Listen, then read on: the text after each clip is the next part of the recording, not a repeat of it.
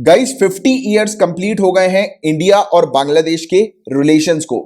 तो इसी टॉपिक पर अपन डिटेल में डिस्कस करेंगे। इंटरनेशनल पर्सपेक्टिव से काफी ज्यादा इंपॉर्टेंट टॉपिक है। इंडिया और बांग्लादेश के रिलेशंस किस प्रकार के हैं, हर एक चीज अपन डिटेल में समझेंगे। तो लास्ट तक बने रहिएगा। पहले मैं आपको एक ओवरव्यू देता हूं कि इस लेक्चर में आपको क्या क्या चीजें बताई जाएंगी। सबसे पहली चीज तो अभी आपको पता होगा कि बांग्लादेशी फोर्सेस ने अभी रिसेंटली हमारे रिपब्लिक डे में पार्टिसिपेट किया था। बांग्लादेशी मिलिट्री के द्वारा पार्टिसिपेट किया गया था हमारे रिपब्लिक डे परेड में। तो अपन जानेंगे और दूसरी कौन सी कंट्रीज है जिन्होंने हमारे रिपब्लिक डे परेड में अभी तक पार्टिसिपेट किया है। इसके अलावा विजय दिवस के बारे में थोड़ी सी बात करेंगे। इसके अलावा इंडो पाकिस्तान का जो युद्ध हुआ था 1971 में, उसका एक बेसिक आइडिया लेंगे, क्योंकि यह युद्ध काफी ज्यादा इंपॉर्टेंट था बांग्लादेश के लिए, क्योंकि इसी युद्ध के बाद बांग्लादेश एक इंडिपेंडेंट कंट्री के तौर पर उभर कर आई। क्योंकि इससे पहले आज की डेट में जो हम लोग मैप देखते हैं ना, अपना मैप, तो जहां पर बांग्लादेश है, तो पहले 1971 के पहले उस जगह पर बांग्लादेश नहीं था। उस जगह पर ईस्ट पाकिस्तान हुआ करता था। वो टेरिटरी पाकिस्तान को अलॉट की गई थी, राइट। फिर 1971 में इंडो पाकिस्तान युद्ध हुआ था, उसके बाद बांग्लादेश को आजादी मिली थी, फिर वो टेरिटरी बांग्लादेश कहलाई गई थी। क्लियर है यहां तक बातें? इस पर भी डिटेल में अपन बात करेंगे। अभी सिर्फ मैं आपको एक ओवरव्यू दे रहा हूं कि इस पूरे लेक्चर में क्या क्या चीज आप समझोगे। इसके अलावा मुक्ति बाहिनी ये क्या है, इसके बारे में भी बात करेंगे। इंडो बांग्लादेश के रिलेशंस किस प्रकार के, डिफेंस कॉपरेशन कैसा है इंडिया और बांग्लादेश के बीच में, बॉर्डर मैनेजमेंट को लेकर किस प्रकार से इंडिया और बांग्लादेश के बीच में हम लोग को सहयोग देखने को मिलता है। इसके अलावा नदियों को लेकर कॉपरेशन कैसा है, इकोनॉमिक रिलेशंस भी जानेंगे इंडिया और बांग्लादेश के बीच में। कनेक्टिविटी के कॉपरेशन किस प्रकार के, कनेक्टिविटी का सहयोग किस प्रकार का है वो भी देखेंगे। पावर सेक्टर में किस प्रकार का कॉपरेशन दोनों कंट्रीज के बीच में देखने को मिलता है। इसके अलावा मल्टीलैटरल फोरम्स होते हैं, जैसे अलग अलग फोरम्स हम लोग को नहीं देखने को मिलते इंटरनेशनल फोरम्स, तो उसमें किस प्रकार से इंडिया और बांग्लादेश का सहयोग हम लोग को देखने को मिलता है साथ में रहकर। और रीसेंट डेवलपमेंट किस प्रकार के इंडिया और बांग्लादेश के बीच में हुए हैं, तो उस पर भी बात करेंगे। और आने वाले समय में किस किस एरियाज पर इंडिया और बांग्लादेश को काम करना चाहिए, तो उसका भी एक आइडिया लेंगे। और कोरोना वायरस के समय पर किस प्रकार से इंडिया और बांग्लादेश के रिलेशंस हम लोग को देखने को मिले हैं, इस पर भी बात करेंगे। और आज की डेट में जो इश्यूज इंडिया और बांग्लादेश के बीच में ऑलरेडी हो चुके हैं और बन रहे हैं, डेवलप हो रहे हैं, तो उस पर भी एक थोड़ा सा आइडिया लेंगे। तो इतना पूरी चीज अगर आप ध्यान से सुन लोगे तो आपका इंडिया और बांग्लादेश रिलेशंस का टॉपिक अच्छे से कवर हो जाएगा। और सिविल सर्विसेज की आप तैयारी करो तो आप जानते हैं कि यहां पर जो मैं आपको ऑडियोस प्रोवाइड कराता हूं, क्योंकि ये जो ऑडियो आप सुन रहे हैं, ऑडियो लेक्चर है, ये एक्सक्लूसिवली खबरी पॉडकास्ट के लिए तैयार किया गया है। और अगर आप खबरी पॉडकास्ट पर इस ऑडियो लेक्चर को नहीं सुन रहे हैं, अगर आप मेरे पर्सनल यूट्यूब चैनल पर इस ऑडियो को सुन रहे हैं, तो आप इसके डिस्क्रिप्शन पर देखिए, खबरी पॉडकास्ट की इस लेक्चर की लिंक आपको मिल जाएगी। उस लिंक के थ्रू आप पूरा ऑडियो ध्यान से सुनिएगा। और खबरी पॉडकास्ट के मेरे जो ऑडियंस है गाइस, आप शेयर करते रहिए लेक्चर को, क्योंकि आप अपनी फैमिली हैं और जितना आप शेयर करेंगे उतना ही अपने मेंबर्स जो है वो बढ़ते जाएंगे। और मैं आपके लिए लगातार इस प्रकार के अच्छे अच्छे कंटेंट जो है वो लेकर आता रहूंगा। और खबरी पॉडकास्ट की फैमिली मेरे यूट्यूब चैनल को भी फॉलो कर सकते हो आप। और वो एक्चुअल में मेरा चैनल नहीं, वो आप सभी लोगों का चैनल है। एक बार आप ज्वाइन करते हो तो वो चैनल आपका हो जाता है, क्योंकि आप ही के डिमांड के ऊपर बेस्ड वहां पर मैं टॉपिक्स प्रोवाइड कराता हूं।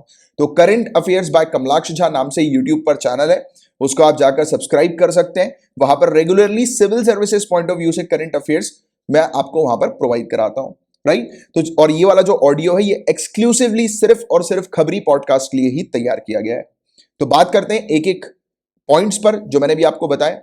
तो सबसे पहली बात तो गाइज रिपब्लिक डे परेड से करते हैं। तो 2021 में जो अभी हम लोग को रिसेंटली ही रिपब्लिक डे देखने को मिला है, तो रिपब्लिक डे परेड के दौरान बांग्लादेश की आर्म्ड फोर्सेस ने पार्टिसिपेट किया था। बांग्लादेश के 122 सदस्यीय दल, मेंबर कंटिंजेंट, इनके द्वारा पार्टिसिपेट किया गया था। और सवाल यह भी उठता है कि बांग्लादेश के अलावा और भी किसी कंट्रीज के द्वारा हमारे रिपब्लिक डे में पार्टिसिपेट किया गया था क्या? तो हां, 2016 में पहली बार फ्रांस के सोल्जर्स आए थे, उन्होंने मार्च किया था हमारी रिपब्लिक डे परेड में। उसके बाद 2017 में यूएई के सोल्जर्स आए थे, और अब बांग्लादेश के सोल्जर्स हम लोग को देखने को मिले थे जिन्होंने पार्टिसिपेट किया था रिपब्लिक डे परेड में, राइट। तो बांग्लादेश जो है वो तीसरी कंट्री है जिसके सोल्जर्स इंडिया के अंदर आए थे और रिपब्लिक डे परेड में उन्होंने पार्टिसिपेट किया था। तो ये फैक्ट थोड़ा सा ध्यान में रखना। और अभी 2021 जो साल है गाइस, ये इंडिया और बांग्लादेश के रिलेशंस को 50 इयर्स कंप्लीट करता है। कैसे? तो 1971 का पीरियड था। इस समय पर इंडिया और पाकिस्तान के बीच में युद्ध हुआ था और इस युद्ध में बांग्लादेश एक इंडिपेंडेंट टेरिटरी के तौर पर घोषित हुई थी, एक इंडिपेंडेंट कंट्री के तौर पर इसने अपने आप को डिक्लेयर किया था। बांग्लादेश लिबरेट हुई थी, इसको आजादी मिली थी। तो बांग्लादेश का ये लिबरेशन डे भी हम लोग को देखने को मिलता है, 16 दिसंबर 1971। इस दिन बांग्लादेश को आजादी मिली थी। मैप में जो हम लोग बांग्लादेश देखते हैं आज की डेट में, पहले वो जो एरिया है, पहले वो टेरिटरी जो है वो ईस्ट पाकिस्तान हुआ करती थी, राइट, वो पाकिस्तान के कंट्रोल में हुआ करती थी। फिर बाद में जाकर 1971 के समय पर 16 दिसंबर को बांग्लादेश एक इंडिपेंडेंट कंट्री के तौर पर डिक्लेयर हुई।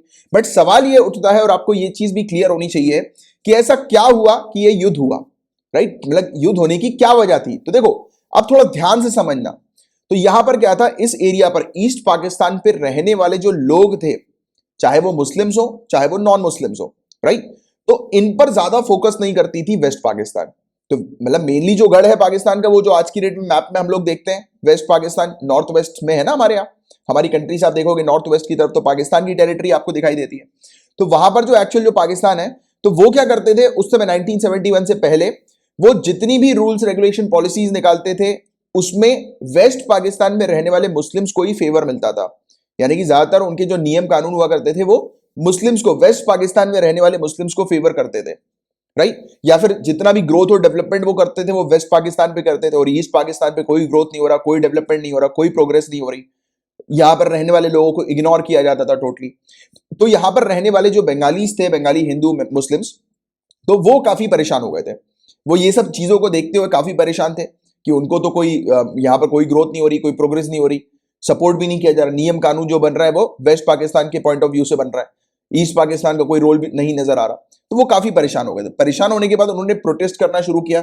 धीरे धीरे आगे यानी कि समय जैसे जैसे बीतता गया, इनका प्रोटेस्ट थोड़ा सा वायलेंट हो गया, और जब वायलेंट प्रोटेस्ट हुआ तो पाकिस्तान ने ऑर्डर कर दिया कि जितने भी लोग प्रोटेस्ट कर रहे हैं मारो पीटो उनको।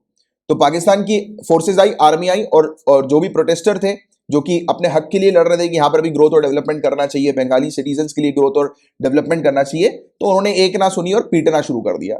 इसी बीच जो बंगाल के अंदर जो मौजूद जो लोग थे उन्होंने आग्रह किया इंडिया से कि इंडिया जो है वो उन्हें बचाए, ये पाकिस्तान के जुर्म से उन्हें बचाए। तो ऐसा आग्रह किया था, और इसी चीज को देखते और गाइस हमारी हमेशा से ये नीति रही है, पॉलिसी रही है कि हम किसी को भी जो है वो तड़पता हुआ नहीं देख सकते। आप सभी लोग जानते हैं इंडिया की जो पॉलिसी है वो ब्रदरहुड टाइप की पॉलिसी है, कि अगर हम देख, और ह्यूमैनिटी के ऊपर बेस्ड पॉलिसी है, इंसानियत के ऊपर बेस्ड पॉलिसी है, कि हम जो है वो किसी धर्म, किसी नेशन, इन सब चीजों पे ज्यादा नहीं मानते। हम लोग मानते हैं मेनली ह्यूमैनिटी को, हम लोग फेवर करते हैं ह्यूमैनिटी को। हमने देखा कि अरे यार बांग्लादेश के अंदर लोगों को एक्सप्लॉइट किया जा रहा है, उनको मारा पीटा जा रहा है, ये तो गलत है।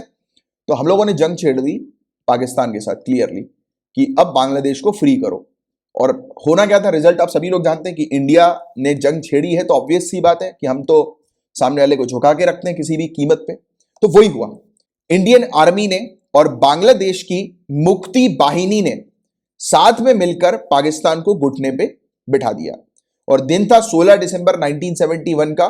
पाकिस्तान के जो चीफ थे और पाकिस्तान के 93,000 सोल्जर्स थे, उन्होंने डिक्लेयर कर दिया कि वो ये लड़ाई हार गए। इंटरनेशनल प्रेशर भी था, वैसे तो हम लोग ने इंटरनेशनल प्रेशर भी क्रिएट कर दिया था, और महज 13 दिन का युद्ध था ये। इसको 13 डेज वॉर भी कहा जाता है।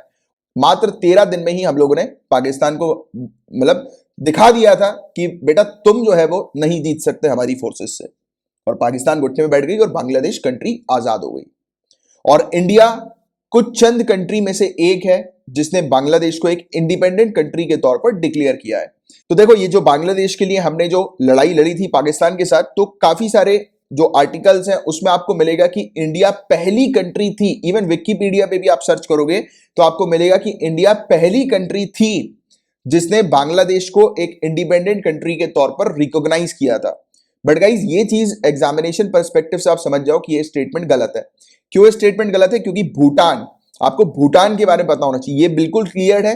2014 में ये चीज क्लियर हो गई थी। 2014 के द हिंदू न्यूज़पेपर आप देखो या इंडियन एक्सप्रेस देखो आप, तो आपको पूरी क्लैरिटी मिल जाएगी कि इंडिया पहली कंट्री नहीं है जिसने बांग्लादेश को एक इंडिपेंडेंट कंट्री के तौर पर रिकॉग्नाइज किया था। भूटान पहली कंट्री है जिसने बांग्लादेश को एक इंडिपेंडेंट कंट्री के तौर पर रिकॉग्नाइज किया। अगर क्वेश्चन बन जाए एग्जामिनेशन में कि कौन सी कंट्री है जिसने बांग्लादेश को एक पहली कंट्री जिसने बांग्लादेश को इंडिपेंडेंट कंट्री के तौर पर रिकॉग्नाइज किया है, तो वो भूटान है, ना कि इंडिया। याद रखना, इस प्रकार का प्रीलिम्स में क्वेश्चन आपसे पूछा जा सकता है और एक जनरल अंडरस्टैंडिंग भी आप लोग को होनी चाहिए। ठीक है, अच्छा, अब मैंने आपसे क्या बात करी थी अभी बीच में कि इंडियन आर्मी ने और मुक्ति बाहिनी ने मिलकर पाकिस्तान को घुटने पे बिठा दिया था। तो मुक्ति बाहिनी क्या है? तो मुक्ति बाहिनी एक आर्म्ड ऑर्गेनाइजेशन है। अभी मैं आपको जो पूरी स्टोरी बता रहा था उसमें मैंने आपको क्या बताया था, बांग्लादेश के अंदर काफी सारे लोगों ने प्रोटेस्ट करना शुरू कर दिया था पाकिस्तान के अगेंस्ट, कि वेस्ट पाकिस्तान है वो यहां पर बिल्कुल भी ध्यान नहीं दे रहा है। तो इस प्रकार का उन्होंने अपने हक के लिए प्रोटेस्ट लड़ना शुरू कर दिया था।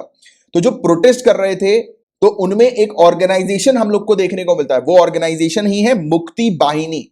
तो मुक्ति बाहिनी एक आर्म्ड ऑर्गेनाइजेशन है जिसने पाकिस्तान आर्मी के अगेंस्ट लड़ाई लड़ी थी। तो बांग्लादेश लिबरेशन वॉर के समय पे हम लोग को ये चीज देखने को मिला था। ठीक है, इन्होंने गुरिल्ला रेजिस्टेंस मूवमेंट भी किया था, राइट। तो ये वाली चीज आप लोग को आइडिया, बस बेसिक आइडिया होना चाहिए मुक्ति बाहिनी क्या है। तो आर्म्ड ऑर्गेनाइजेशन है ये बांग्लादेश की, राइट। तो उस समय इसने लड़ाई लड़ी थी पाकिस्तान के साथ और इसी ने, मुक्ति बाहिनी ने ही इंडिया से आग्रह किया था, इंडिया से कहा था कि इंडिया इनका सपोर्ट करे और बांग्लादेश को फ्री करे पाकिस्तान के एक्सप्लॉइटेशन से, राइट। तो ये चीज है। और इसके अलावा क्वेश्चन अगर आ जाए कि बांग्लादेश का इंडिपेंडेंस डे कब मनाया जाता है, तो 16 दिसंबर आपको ध्यान में रखना है। हर साल 16 दिसंबर को बांग्लादेश अपना इंडिपेंडेंस डे मनाती है और बांग्लादेश इस दिवस को बिजोय दिवस के नाम से जानती है, बिजोय दिवस। और इसी दिन हम लोग विजय दिवस भी मनाते हैं। इंडिया के अंदर ये जो दिन है 16 दिसंबर का, ये विजय दिवस के तौर पर मनाया जाता है क्योंकि हमारी जीत हुई थी पाकिस्तान से, हम विजय हुए थे पाकिस्तान की फोर्सेस से, राइट। तो ये वाली चीज भी आप लोग को पता होना चाहिए, ये वाला फैक्ट और ये वाला एंगल भी पता होना चाहिए। अब बात करते हैं इंडिया और बांग्लादेश के बीच में किस प्रकार के रिलेशंस है, पॉइंट्स वाइज डिस्कस करेंगे। स्टार्ट करते हैं डिफेंस से। तो डिफेंस कॉपरेशन की बात करेंगे, रक्षा सहयोग की बात करेंगे। तो ज्वाइंट मिलिट्री एक्सरसाइज आर्मी की, इंडियन आर्मी और बांग्लादेशी आर्मी, इनके बीच में जो ज्वाइंट मिलिट्री एक्सरसाइज होती है उसका नाम है एक्सरसाइज संप्रीति। तो ये वाली चीज आपको ध्यान में रखनी है। और नेवल एक्सरसाइज जो होती है इंडिया और बांग्लादेश के बीच में, वो एक्सरसाइज मिलन हम लोग को देखने को मिलती है। तो ये बेसिकली डिफेंस पर्सपेक्टिव से इस प्रकार के रिलेशन हम लोग को देखने को मिलता है। इस प्रकार की एक्सरसाइज संप्रीति और एक्सरसाइज मिलन आपस में इंडियन आर्मी और इंडियन नेवी की, बांग्लादेशी आर्मी और बांग्लादेशी नेवी के बीच में हम लोग को देखने को मिलती है। अंडरस्टैंडिंग। अब नेक्स्ट पॉइंट, बॉर्डर मैनेजमेंट को लेकर बात करें तो आपको पता होगा इसकी, आप अगर मैप में भी देखोगे तो इंडिया सबसे ज्यादा एरिया वाइज बाउंड्री जो है बांग्लादेश के साथ शेयर करती है। 4096.7 किलोमीटर, 4096.7 किलोमीटर की बॉर्डर जो है, बाउंड्री जो है वो इंडिया और बांग्लादेश के बीच की हम लोग को देखने को मिलती है। लॉन्गेस्ट लैंड बाउंड्री है इंडिया और बांग्लादेश की। और India Bangladesh land boundary agreement भी 2015 जून में हुआ था, राइट, बाउंड्री को लेकर ही। आगे की बात करें, नदियों का किस प्रकार से सहयोग दोनों कंट्रीज के बीच में देखने को मिलता है, तो दोनों कंट्री आपस में 54 नदियां शेयर करती है, 54 नदियां शेयर करती हैं।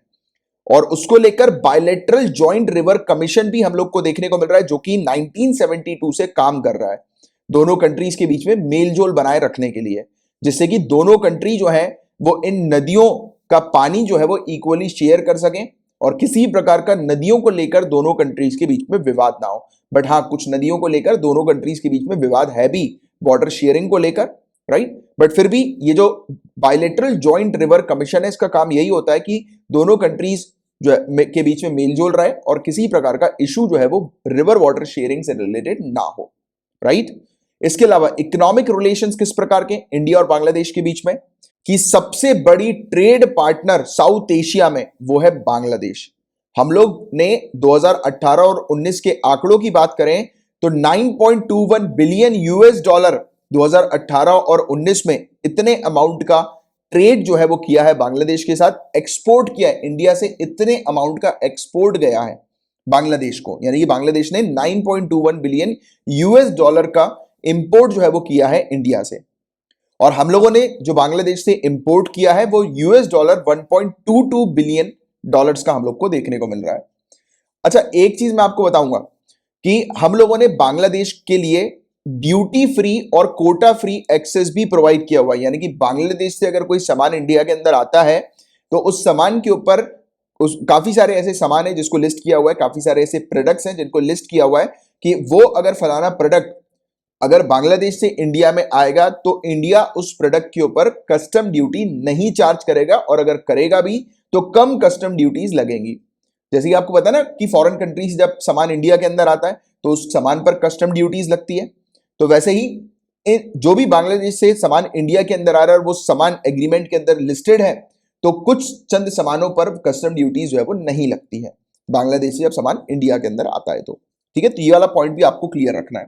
इसके अलावा south Asian free trade area, ये साफ्टा एग्रीमेंट है 2011 का, ये हम लोग को देखने को मिलता है। तो उस एग्रीमेंट के तहत भी बांग्लादेश से काफी सारे एक्सपोर्ट इंडिया के अंदर आते हैं, यानी कि बांग्लादेश से काफी सारा सामान जो है वो इंडिया के अंदर आता है, राइट, इस साफ्टा के तहत भी, जिसमें उसको जो है वो कोटा फ्री एक्सेस जो है वो मिलता है, यानी कि उस पर ज्यादा ड्यूटीज जो है वो उन सामानों पर नहीं लगाते हैं हम लोग। ठीक है, तो ये चीज है जिसके बारे में आपको एक जानकारी होनी चाहिए। कनेक्टिविटी को लेकर किस प्रकार से सहयोग देखने को मिलता है, तो अभी हाल ही में दोनों कंट्रीज ने अपनी रेलवे लाइंस को रिस्टोर किया है।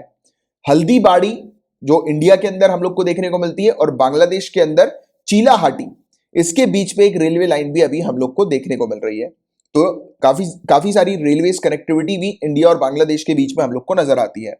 और सेकेंड अमेंडमेंट हम लोगों ने protocol on inland water transit and trade का भी किया है, और मतलब कि आपस में दोनों कंट्रीज के बीच में वाटरवेज कनेक्टिविटी भी हम लोग को देखने को मिलती है इस एग्रीमेंट के तहत, राइट, कि पानी के माध्यम से जहाज वगैरह, शिप वगैरह जो है वो सामान को लेकर और पैसेंजर को लेकर जो है वो दोनों कंट्रीज के बीच में आ जा सके।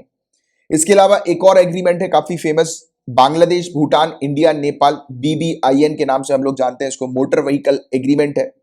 तो ये साइन किया हुआ है और मेमोरेंडम ऑफ अंडरस्टैंडिंग भी बांग्लादेश, इंडिया और नेपाल के बीच में देखने को मिल रही है, जिसके तहत इन तीन कंट्रीज के बीच में सामान जो है, गुड्स जो है और पैसेंजर जो है उनका मूवमेंट स्मूथ रहे, राइट। बट अभी भूटान जो है वो इसको बाद में साइन करेगा इस BBIN को, तो अभी भूटान ने इसको साइन नहीं किया, राइट।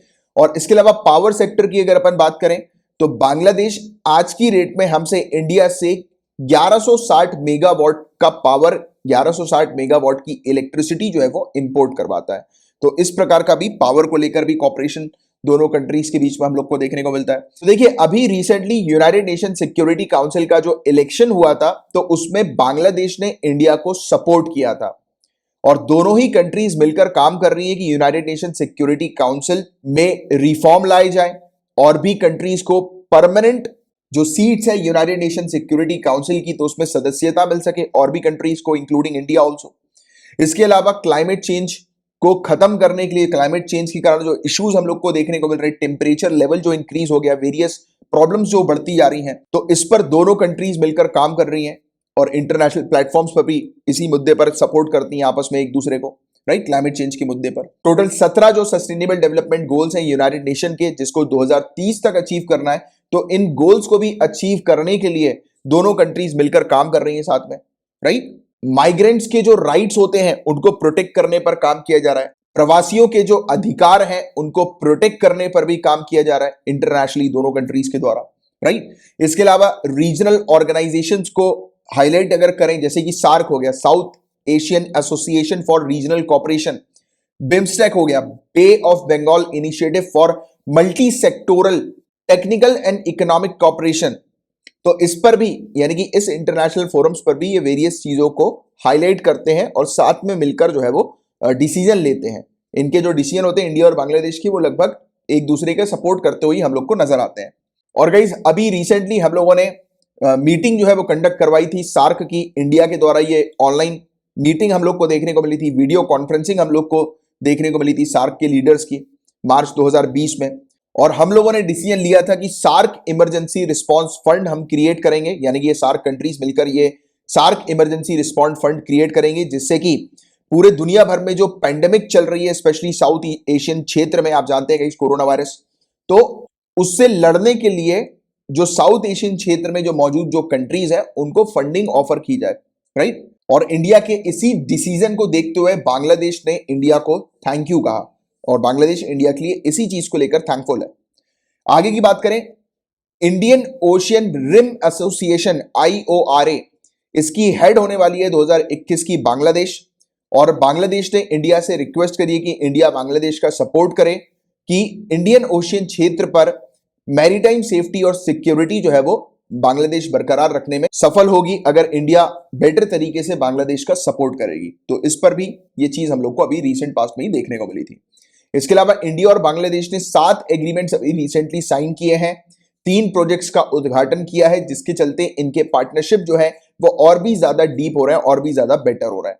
ये चट्टोग्राम और मोंगला पोर्ट्स जो बांग्लादेश में हम लोग को देखने को मिल रहा है उसका उपयोग करेंगे कि सामान इंडिया से बांग्लादेश जो है वो आसानी से आ जा सके, स्पेशली हमारी नॉर्थ ईस्टर्न क्षेत्र तक जो हम लोग को कनेक्टिविटी का इशू होता है वाया लैंड रूट के थ्रू। क्योंकि अगर आप देखेंगे कि एक सिलीगुड़ी कॉरिडोर हम लोग को देखने को मिलता है, या फिर मैप में आप देखोगे तो एक आपको चिकन नेक के नाम का या सिलीगुड़ी कॉरिडोर के नाम का आपको एक एरिया दिखाई देता है। ये एरिया अगर आप मैप में देखोगे तो बांग्लादेश की नॉर्थ साइड आप देखो तो आपको एक छोटा सा एरिया आपको दिखाई देता है, सिक्किम आपको जहां पर दिखाई देती है, आपको वेस्ट बंगाल की टेरिटरी यहां पर उस छोटे से एरिया पर दिखाई देती है। जहां पर आप देखेंगे मैप में तो आपको बांग्लादेश से नॉर्थ ईस्ट की तरफ भूटान दिखाई देगा, आपको बांग्लादेश से नॉर्थ वेस्ट की तरफ नेपाल भी दिखाई देगा। तो और ये जो एरिया है जो सिलीगुड़ी कॉरिडोर का, यहाँ पर सिक्योरिटी वगैरह काफी ज्यादा होती है और इसके चलते यहाँ पर जो और इवन रोड्स वगैरह भी काफी वहां पर इंफ्रास्ट्रक्चर प्रॉपर नहीं है। तो इसके चलते जो ट्रक्स वगैरह जो होते हैं जो सामान लेकर हमारी नॉर्थ ईस्टर्न एरिया पर जाते हैं, हमारी नॉर्थ ईस्टर्न कंट्रीज के जो स्टेट्स पर जाते हैं सामान वगैरह लेकर, जरूरतमंद सामान लेकर, तो वो सामान टाइम पर नहीं पहुंच पाते हैं। तो ये एक बड़ा इशू है कि बेसिक नीड्स का सामान जो है वो प्रॉपर टाइम पर नॉर्थ ईस्टर्न क्षेत्र पर नहीं पहुंच पाता क्योंकि कनेक्टिविटी का इशू है। तो हम लोग क्या फोकस कर रहे हैं, समुद्र के थ्रू, जैसे कि कोलकाता पोर्ट से हम लोग सामान जो है वो बांग्लादेश के पोर्ट तक ले जाएं और बांग्लादेश के पोर्ट के थ्रू सामान जो है वो हमारे नॉर्थ ईस्टर्न इंडिया तक जो है वो पहुंच जाए, राइट, नॉर्थ ईस्टर्न क्षेत्र तक हमारे पहुंच जाए। तो इस पर बेसिकली काम चल रहा है।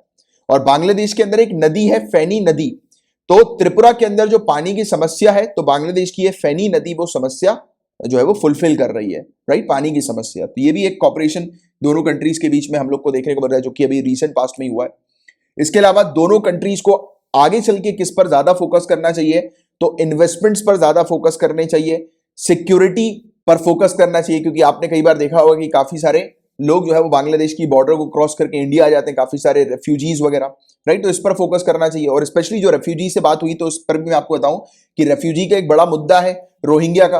आपको पता होगा कि भाषण चार करके एक आइलैंड है बांग्लादेश के अंदर, और वो एक ऐसा आइलैंड है गाइस जिसमें साइंटिस्ट और रिसर्चर्स क्लेम करते हैं कि उस आइलैंड पर कभी भी अगर कोई तूफान आता है और उस आइलैंड पर कुछ लोग अगर रह रहे हैं तो वो मर जाएंगे, क्योंकि तूफान के कारण वो आइलैंड पानी के समुद्र के नीचे चला जाता है। और अभी क्या किया है बांग्लादेश ने, जो रोहिंग्यास मुस्लिम जो हैं, जो कि 2017 के आसपास म्यांमार से उनको फोर्सफुली भगाया गया था, वो एक अलग टॉपिक है, आप कहोगे तो उस टॉपिक को भी मैं डिटेल में एक्सप्लेन कर दूंगा आप लोगों को, वैसे मैं कई बार अपने रेगुलर लेक्चर्स में कर चुका हूं। तो म्यांमार के अंदर 2017 में रोहिंग्या मुस्लिम्स थे, राइट। तो उनको, और ये म्यांमार के अंदर रखाइन स्टेट यानी कि एक एरिया है म्यांमार में जिसका नाम है रखाइन स्टेट, वहां पर रहते थे रोहिंग्या मुस्लिम्स। तो म्यांमार की सरकार ने, म्यांमार की गवर्नमेंट ने फोर्सफुली उन रोहिंग्या मुस्लिम को जो है वो भगाया, वहां से निकाला, और काफी सारे रोहिंग्या मुस्लिम्स इंडिया बांग्लादेश की बॉर्डर पर आ गए और उनको हम लोगों ने पनाह दी थी। उन्होंने वहां पर असाइलम लिया था, हमने उनको असाइलम प्रोवाइड किया था। तो अभी क्या है कि बांग्लादेश ने काफी सारे रोहिंग्या मुस्लिम को इस भाषण चार आइलैंड पर जो है वो भेज दिया है। अब ये आइलैंड जो है वो काफी क्रिटिकल हम लोग को देखने को मिल रहा है कि ये पानी के नीचे जा सकता है, तो लोगों की जान जो है वो उस आइलैंड पर खतरे में है। तो इसको लेकर इंटरनेशनल कंसर्न भी यहाँ पर रेज हो गया है।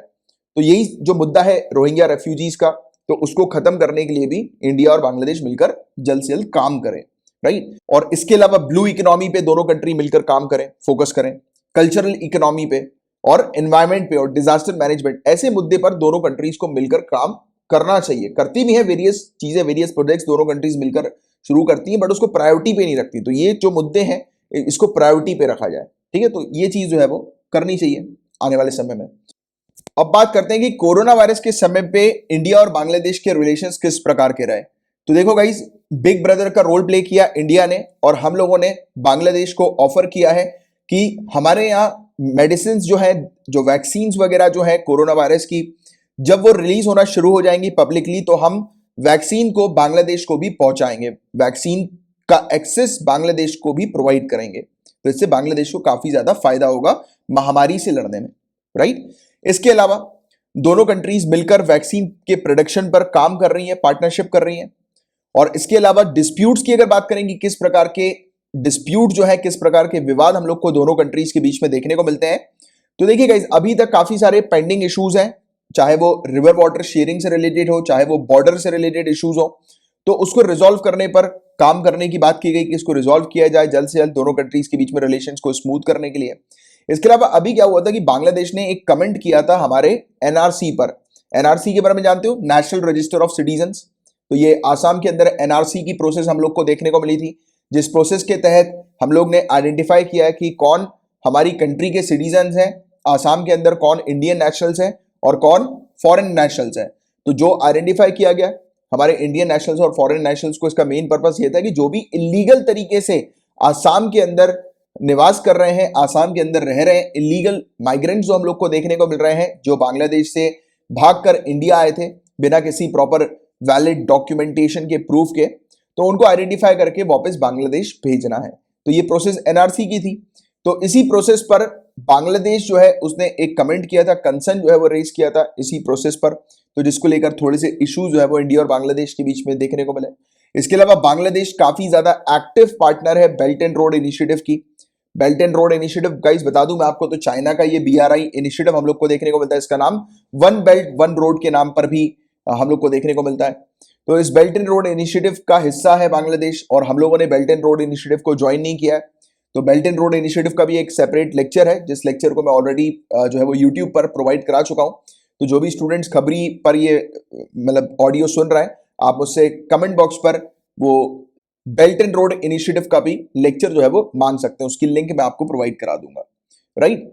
तो ये वाला एक इशू है बेल्ट एंड रोड इनिशिएटिव का इशू, क्योंकि बांग्लादेश काफी एक्टिव पार्टनर है। इवन बांग्लादेश के ऊपर भी आरोप लगता है कि बांग्लादेश के माध्यम से चाइनीज मिलिट्री जो है वो इंडिया के अंदर आ सकती है, राइट, बांग्लादेश के माध्यम से, क्योंकि बांग्लादेश अपनी बॉर्डर को थोड़ा सा रिलैक्स कर सकता है, वहां की सिक्योरिटी को रिलैक्स कर सकता है, और जानबूझकर जो चाइना की जो ट्रूप्स हैं, सोल्जर्स हैं, उनको इंडिया के अंदर एंट्री दिलवाने में मदद कर सकता है। तो ऐसे भी बांग्लादेश के ऊपर आरोप है।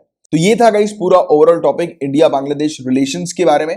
और civil services mains point of view से आपको काफी सारे मैंने पॉइंट्स बताए हुए हैं। ये पॉइंट्स अगर आप अपने मेंस के आंसर में लिख लेंगे तो सफिशिएंट है, और प्रीलिम्स पॉइंट ऑफ व्यू से भी कोई स्टेटमेंट आपसे पूछा जाएगा तो आप करेक्टली उस स्टेटमेंट को आंसर कर पाएंगे। तो ये पूरा कॉम्प्रिहेंसिव आपका कंप्लीट जो है वो मेंस का आंसर था, और काफी इंपॉर्टेंट टॉपिक भी है इंडिया बांग्लादेश का के रिलेशंस का। ये प्रीलिम्स और मेंस दोनों में पूछा जा सकता है, क्योंकि 50 ईयर्स कंप्लीट हुआ है इंडिया और बांग्लादेश के रिलेशंस को। तो ये टॉपिक थोड़ा सा ध्यान में रखिएगा, इसको मल्टीपल टाइम रिवाइज कीजिएगा। और आप जो भी स्टूडेंट्स जिनके पास इस लेक्चर की, इस ऑडियो की या फिर जो वीडियो लेक्चर्स मैं आपको प्रोवाइड कराता हूं, उसकी आपको जो PDF प्रोवाइड की जाती है, तो उसमें ये पूरा आपको टॉपिक जो है वो मिल जाएगा। और आज तारीख है 28 जनवरी 2021, तो कल 29 जनवरी 2021 के जो आपके पास PDF आएगी, मटेरियल आएगा, उसमें ये पूरा टॉपिक आपका कवर्ड रहेगा, ठीक है।